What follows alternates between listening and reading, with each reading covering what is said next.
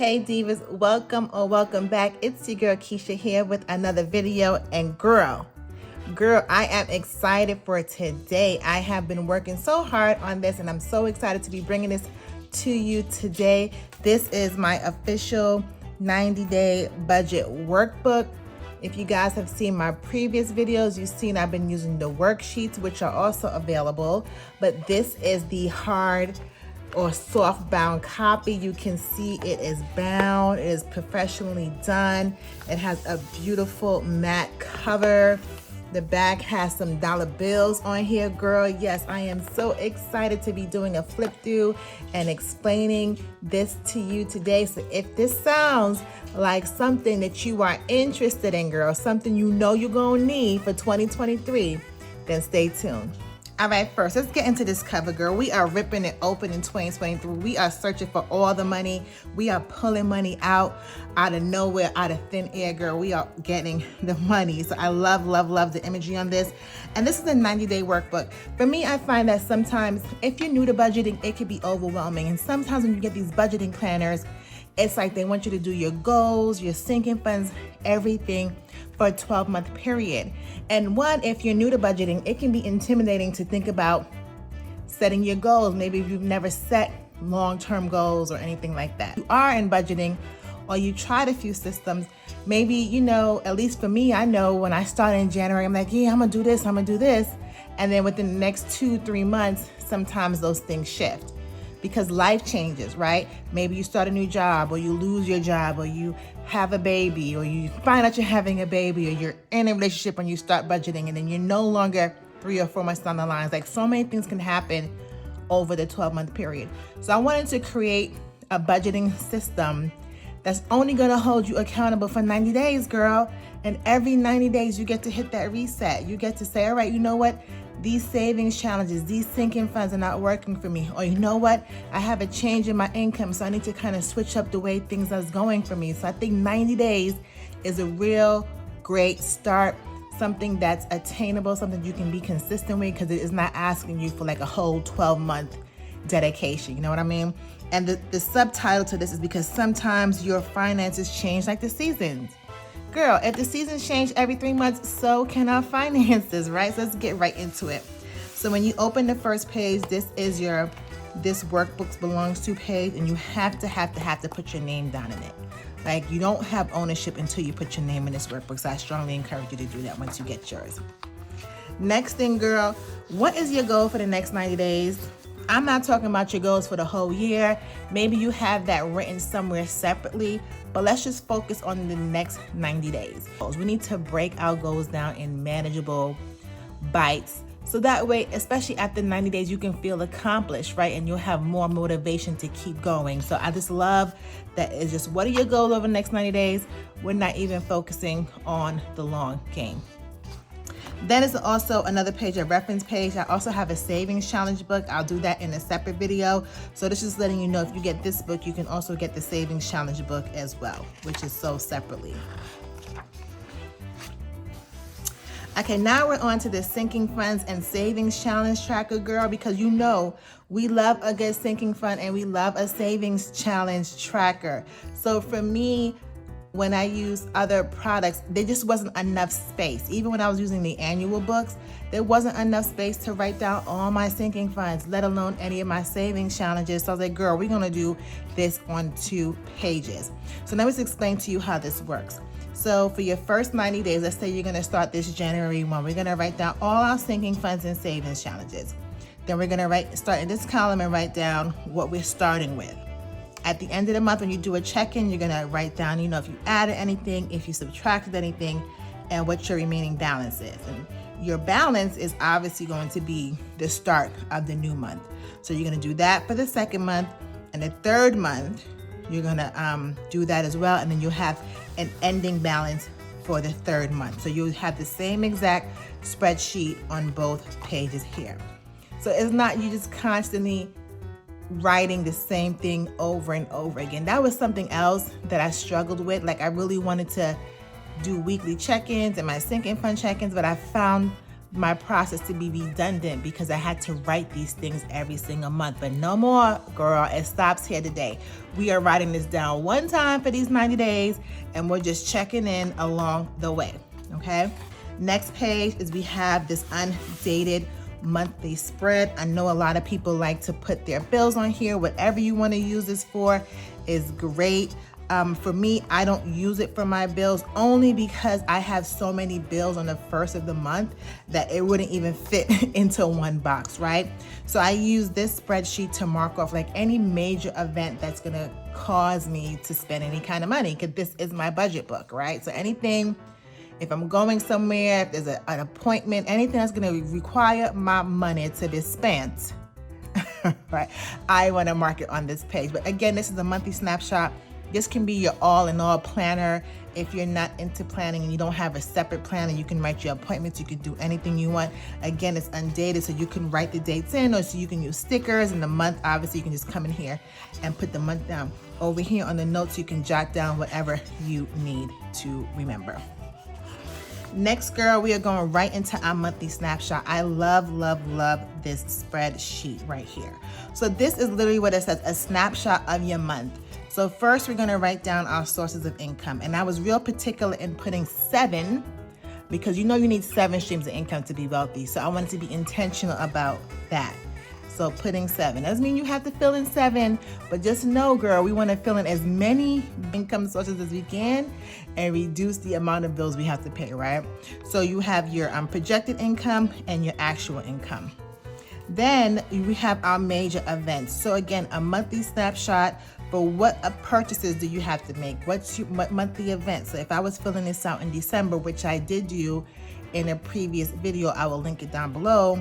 So for December, if you're watching this video in December, then you know I have Christmas, right? If you have any traveling, maybe someone's graduating, maybe you're, you know, whatever major events you have that particular month. So you're gonna budget for it. Because that's what this is all about, girl. We're not going into these events and making these purchases without budgeting for it. And then secondly, we want to know, do we have any sinking funds? Like, why are we doing all this stuff and why are we tracking all these sinking funds, girl, if we're not using our sinking funds? So over here, it asks you if you're using sinking funds, yes or no. All right, and this is also a good indicator for you that say you do check off no. If this event is something that's recurring, then maybe you'll know, all right, well, for next year, this is how much I actually spent, because we're gonna come back at the end of the month and close out. This is exactly how much I spent, so maybe next year I need to establish a sinking fund for it. The next section is our monthly financial goals. Girl, what are we trying to accomplish this month? All right, 3 things. So we're gonna reference, right, everything we do is gonna coincide with what we said our goals were for the 90 days. All right, so let's say our goal was to save an extra $1,000. Okay, well, here we are in month 1. Are we gonna save $350, $200? Like, what are we gonna do to make these goals come to fruition? All right, so we have 3 of those. Again, you don't have to do all 3, but you know, if you can, then go ahead and do it. And the second part, which I love, is how are you going to accomplish it? A lot of time we write goals down. I'm like, okay, I want to save $50 a week. Okay, how are you going to save $50 a week? Because if you knew, you would have done it already, right? So I'm going to save $50 a week because I'm going to save $10 from my food budget. I'm going to not eat out this week. I'm going to cut out Starbucks. Like, really push yourself to decide how you're going to reach those goals for the month. All right. And then lastly, we have the monthly recap. So after we've done all this prep work in the beginning of the month, we're going to come back at the end of the month, all right, and we're going to close things out. We're going to actually put how much we actually earned, right? For these major events, we're going to come back and put the actual costs. And then the monthly recap. Did we do what we said we were going to do? What were some challenges? Like, however you want to recap your month, you're going to do it in that section there. Okay, so this page is another good snapshot, just a monthly budget. Doing a monthly budget can sometimes be challenging, but it really helps you to see, girl, am I way off? Am I gonna be able to go to this girl's birthday party because the way my money is looking, it doesn't look like I can do that, okay? So your monthly budget is just that. Hey, let me just get a full snapshot of everything I am projected to spend. So everything is pretty much broken down in categories. I will do a separate video on how you establish budget categories and what kind of categories I use when doing this. But this is mainly pretty much categories that most people typically use. So again, there's a lot of prompts in here. If these prompts do not align with the way you budget, you can easily write them out. And then there's one empty one here, just in case there's a category here that you may be tracking. Like for me, maybe that'll be business. Everyone doesn't have business, so that wouldn't be necessarily a budgeting category, but it's a blank one. Maybe you have one specifically for your pet or something like that, right? Then you'll be able to come in here, like we did over here, just kind of go ahead and write down, you'll total everything up from each category, do your whole budget. At the end of the month, you'll come back and do the actual. And you just constantly build upon that. And by the end of the 90 days, you should have a real strong idea on what your monthly budget looks like. Then we get into the paycheck worksheets. So again, like most systems or most people, I like to budget by paycheck. So if you get paid once a month or once a week or twice a month, then this system is a good system for you to utilize. The difference between this workbook and some of the other ones you may have seen is that I included extra lines.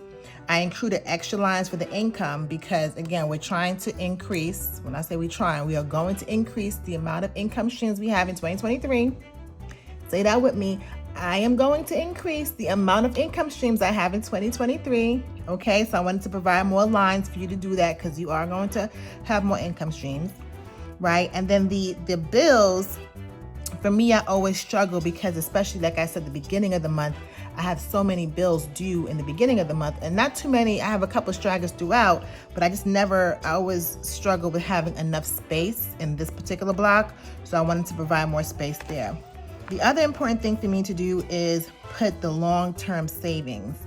I thought this was important to have as its own section because I don't feel that there's a lot of people that talk about that enough. Whether it's your 401k or you're doing your Roth IRA or you're investing in stocks or whatever. I am not a financial expert, but I do know and I do recommend that you save for long-term. Sinking funds are for those events and activities are coming up, right? We're hoping that we get to grow old one day. We want to make sure we have a healthy retirement account or investment portfolio, whatever it is you do. So right after our fixed bills, I thought this was the next place to go ahead and put that versus like an afterthought when we do our groceries and the things that we can control. Like we can't control how much our bills cost necessarily. So the next thing will be our, retirement, and then we come over to our variable expenses. This is also something I believe I was able to add more lines, and I believe so. So this is where you put your groceries, eating out, gas, all those things that we can kind of control what we spend in those categories will go here. Next, this category is for your sinking funds and your savings challenges, girl, because we do both. We do both over here. We do sinking funds and savings challenges. So I wanted to make sure the title accurately reflected that. And then lastly, on the bottom, if you have anything left and you want to do any additional debt or any additional savings, that's where you would capture that on that page, okay?